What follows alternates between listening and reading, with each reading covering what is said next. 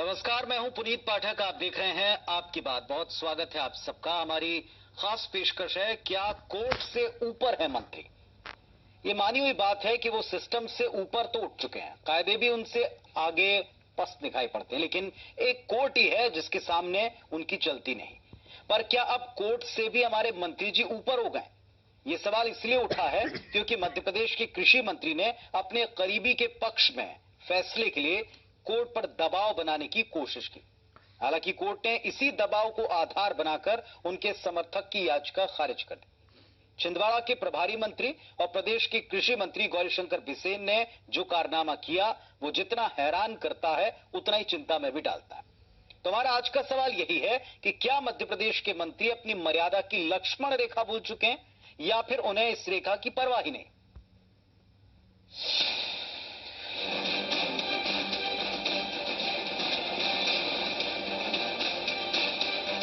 आपकी अदालत में मेरे समर्थक राजकुमार राहंगडाले का केस है।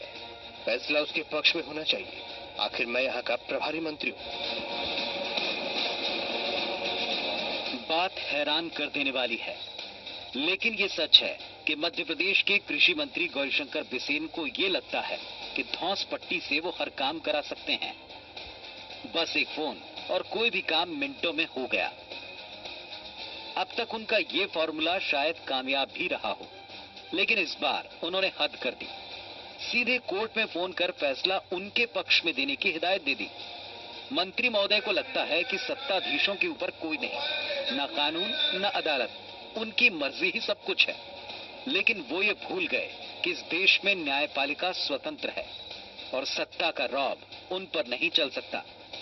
मामला गौरीशंकर बिसेन के गृह जिले बालाघाट का है, जहां कटंगी में सेवा सहकारी समिति के अध्यक्ष और मंत्री के करीबी राजकुमार राहंगडाले को संचालक मंडल ने पद से हटा दिया, जिसके विरोध में राजकुमार ने डीआर कोर्ट में एक याचिका लगाई। याचिका समिति प्रबंधक और समिति के खिलाफ थी। बालाघाट में उप पंजीयक नहीं होने से ये केस छिंदवाड़ा डीआर कोर्ट में ट्रांसफर कर दिया गया। इसी केस को लेकर कृषि मंत्री गौरीशंकर बिसेन ने डीआर कोर्ट के उप पंजीयक अनीता उइके को फोन किया और ये कहा कि वो राजकुमार के पक्ष में फैसला सुनाए। लेकिन कोर्ट ने माननीय मंत्री को ये समझाने में देरी नहीं की कि कोर्ट उनके अधिकार क्षेत्र से बाहर है।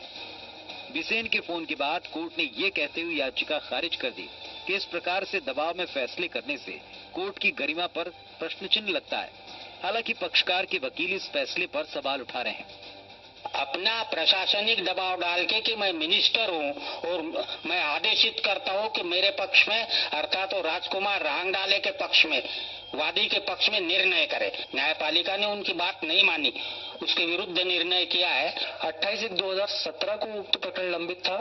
जैसे ही हम कोर्ट में पहुंचे तो कोर्ट में ये बताया गया कि चूंकि एक फोन आया है, इस वजह से प्रकरण खारिज कर दिया गया।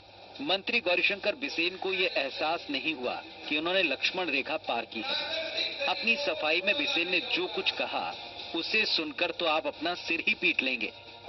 रिकमेंडेशन का सवाल है। हमारे पास तो सभी लोग आते हैं, हम जनप्रतिनिधि हैं और हम लोग यही कहते हैं कि इनको देखिए और जो नियमानुसार है वो करिए। लेकिन अनुशंसा का मतलब ही नहीं होता है कि उसको पालन ही करना है, जो नियम में है उसको करना। गौरीशंकर बिसेन के इस बयान ने कांग्रेस को उन पर हमला करने का एक और मौका दे दिया। तानाशाही प्रवृत्ति है। न तो ये भारतीय जनता पार्टी के मंत्री, मुख्यमंत्री, नेता, न तो उनका प्रजातंत्र में विश्वास है, न कोई न्याय प्रक्रिया का विश्वास है और तानाशाही के बल पर अपने सब काम कराना चाहते हैं। और उन्होंने न्यायालय को भी प्रभावित करने के लिए जो उपपंजीयक न्यायालय है उस पर भी दबाव बनाया है। इसके लिए गौरीशंकर बिसेन जी को तत्काल अपने पद से इस्तीफा देना चाहिए। जज ये कहता है कि मुझे इस नंबर से उस फलाने आदमी ने अगर फोन किया है तो ये बात बहुत घोर आपत्तिपूर्वक है और इस बात को संज्ञान लेकर मुख्यमंत्री को भी कार्रवाई करना चाहिए। लोकतंत्र में न्यायपालिका पर व्यवस्थापिका को हावी होने का हक नहीं दिया गया, लेकिन जब सत्ता का नशा सिर चढ़कर बोले तो माननीयों को ये होश कहाँ रहता है कि संविधान में मिली शक्तियों और अधिकारों की एक सीमा है, उनके रसूख की एक सरहद है। इतने सीनियर मिनिस्टर होकर भी बिसेन ये भूल गए कि कोर्ट या जज उनके मातहत नहीं है, न ही उन्हें निर्देश देने का कोई अधिकार मिला है। पहला सवाल तो यही है, इंसाफ को अपने सियासी रसूख से प्रभावित करने का ख्याल भी उन्हें कैसे आया? सवाल ये भी, क्या मध्य प्रदेश के मंत्रियों का गुरूर इस कदर बढ़ चुका है कि उन्हें अदालतों की ताकत और अपनी मर्यादा तक का ख्याल नहीं रहा? भोपाल से नवीन सिंह के साथ महेंद्र राय, IBC 24, छिंदवाड़ा। तो कोर्ट ने इसीलिए इस मामले को खारिज कर दिया, याचिका को खारिज कर दिया, क्योंकि इस मामले में फोन आया था, प्रेशर डालकर काम नहीं हो सकता, ये तर्क दिया गया। मंत्री जी अगर ये बात कहते हैं कि जो कुछ भी हुआ सही हुआ, तो उनके प्रेशर की वजह से वो याचिका खारिज हो गई। निश्चित तौर पर उन्होंने गलत किया था, ये बात इस बात से भी सिद्ध होती है।